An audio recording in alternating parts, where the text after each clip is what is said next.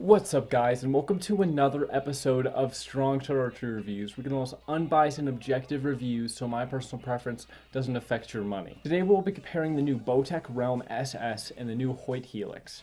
These are two very interesting bows, and I'm so excited to share with you guys what I found. But first, as always, I want to thank Bear Creek Archery for sponsoring this video and also providing the bows. They're a local range in Denver, Colorado that have exceptional service and countless products. Whether you're buying a bow, needing your bow tuned, or you want to learn how to shoot, Bear Creek Archery has everything.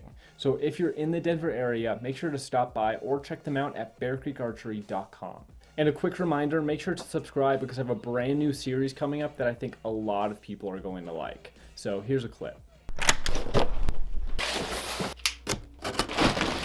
Can I shoot a perfect score with a budget bow? Now we can get started, so let's get into it. First, I'll go over the standard specs, and then I'll move on to the four major factors of grip, adjustability, draw cycle, and vibration. The reason that I chose these bows is that they share the same MSRP at $1,199. Both of these bows are extremely adjustable when it comes to draw length. The Bowtech Realm SS has draw length options of 25 inches to 31 inches in half-inch increments by just moving the mod and cable stop. The Hoyt Helix has draw length ranges of 24.5 inches to 28 inches for one cam size and 27 inches to 30 inches for the other. So obviously you need to make sure that your draw length is available for the bow that you choose. But specifically for the Hoyt, if your draw length is where the cam choices overlap, about the 27.5 inch area, you need to pay attention whether you pick the smaller or larger cam choice. You want to give yourself space to adjust in the right direction. If you're still growing, then you'll probably want the larger cam. If people are telling you that your draw is overextended, then you might want to get the smaller cam. This is where your local shop could help. Don't be afraid to ask someone knowledgeable to check your form. When it comes to draw weight, the Hoyt wins fair and square, with a total range of 30 pounds to 80 pounds, while the Realm SS has a range of 40 pounds to 70 pounds, with peaks of 50, 60, and 70 pound limbs. When I measured the actual physical weight of the bows, they came pretty close to the same. And here are the speeds that I found on these bows. I have to say, one thing that's really starting to bug me is the difference between manufacturers' advertised specs and the specs I've been getting. So from now on, I'm going to be doing speed tests in these videos because I want to give you guys the most accurate information possible. So I'm just going to do it myself. Looking at the geometry of these bows, they both share the same brace height, but the Realm SS has a slightly larger axle to axle. One thing that might surprise people is that even though it's smaller, the Hoyt has a slightly steeper string angle than the Bowtech. This is because of the geometry of the limbs and the positioning of the cams at full draw. It's certainly not a huge difference, but even the little things can matter. Now onto the important differences of these bows. One place where these bows are really different is the grip. The Helix grip is a lot more like the grip from the RX-1, which is ergonomic and thick. It's a very comfortable grip. The clutch grip on the Realm SS is thinner and will place more pressure in a smaller area on your hand. Since it is smaller compared to the Helix, this might give you an advantage when it comes to pressured situations. The grip is all up to personal preference and what you want to get out of it. A contoured grip can disperse the pressure of the bow throughout your hand, making it more comfortable and easier to relax. Competitive archers typically have thinner grips because there's less area for us to grab and torque the bow when we're under pressure. So depending on the archer, you need to decide what's more important for you, comfort or forgiveness. Grip angle is another factor that is quite underrated. If you're switching bows, this can actually alter what draw length you might shoot. Also, different grip angles can create a more relaxed hand for some people, so that is something you should definitely keep in mind. In the future, Bowtech is supposed to start releasing variations of their modular clutch grip system, so I'm looking forward to seeing what they come up with. But at the moment, there are no third-party grips that I could find for any of the Realm bows. On the other hand, for the Helix, there are quite a few third-party grips such as the UltraView Hoyt hunting grip. In the end, the only way to decide which one will work for you is to try them out and see how your hand reacts to the different grip angles and grip shapes. You won't know until you try them out. Now let's talk about adjustability. One thing that you'll notice on the Realm SS is that there are threaded mounting holes absolutely everywhere on this bow, from the top to the bottom of the riser. These mounting points are for dampeners as well as the mounting of a back bar. So if you're really interested in finding the perfect balance, this extra adjustability can really make for some fun tuning. The Helix does at least have a back bar mount, which I consider a welcome option on any hunting bow. A lot of them still don't have these. As far as other mounting options, the Realm SS riser has 2 separate sight mounting positions, which really caught my attention. This means you'll have more sight adjustment if your sight runs out of adjustability, or maybe if you want to tweak your top to bottom balance. Both of these bows have a roller cable slide for a smoother feeling draw, but the Realm SS has a flexible cable guard that will flex as tension increases on the cables. This will help reduce the natural torque on the cams. It's also adjustable, so you can loosen or tighten it depending on how much clearance you need for your arrow. One last thing regarding the adjustability has to do with the yoke cables. The Hoyt has a cam and a half system that has a single yoke on the top cam. Bowtech uses a dual cam design that has yokes on both top and bottom. Basically, what you're able to do is adjust the lengths on these cables so that you can tune cam lean. Since Bowtech uses yokes on top and bottom, you get one more option when you're tuning the Realm SS. It's not really the same as being able to physically shift your cams left and right, but it does give you more options in adjusting your center shot and tweaking your arrow flight. Finally, the Bowtech Realm SS comes with the flip disc module system that allows you to flip the mod for a different draw cycle. This really blew my mind and intrigued me since I've never seen anything like this before. It comes with a performance setting and a comfort setting.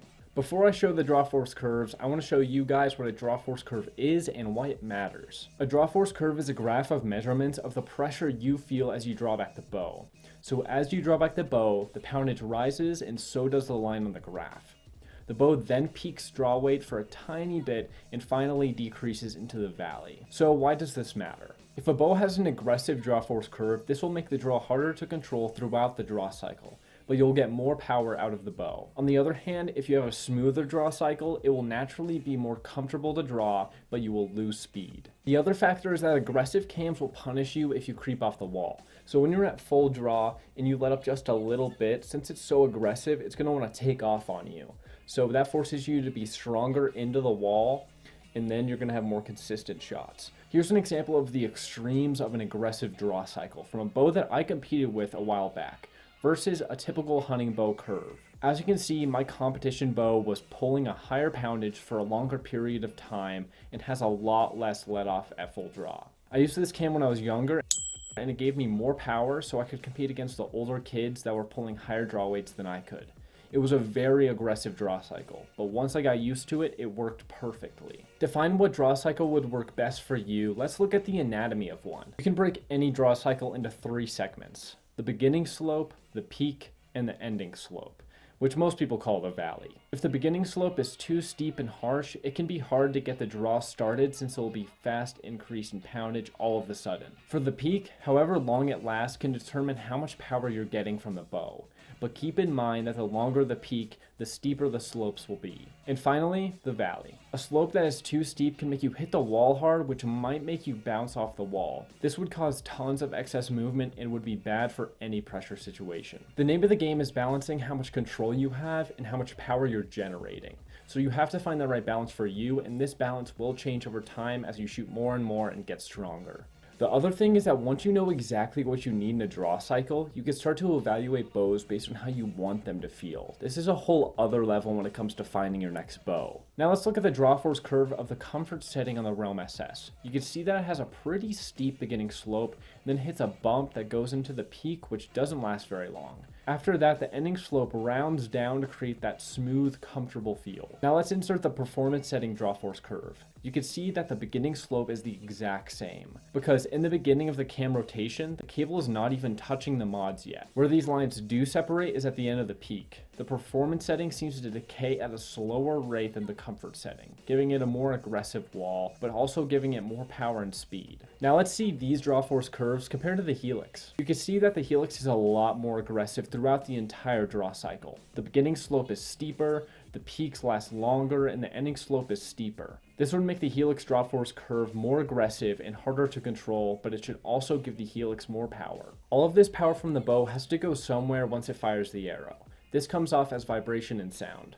First, I'll show you the vibration measurements that I found for the comfort and performance settings. As you can tell, these vibration measurements are very similar, and the performance setting has a tiny bit more vibration than the comfort setting because it has more energy. Comparing these to the Helix vibration, you can see that the Helix has more vibration than the performance and comfort settings. This could be because of the extra energy that the Helix creates, or it could be because of Bowtech CP dual lock pocket, which secures the limb pocket to the riser and the limbs to the pocket. I don't have a way to test this theory, but it's a pretty interesting technology. Both these bows are from top level companies in the archery industry, so there is no specific bow that's better than the other. Both these bows have their pros and cons, and you need to decide which factors will most benefit you.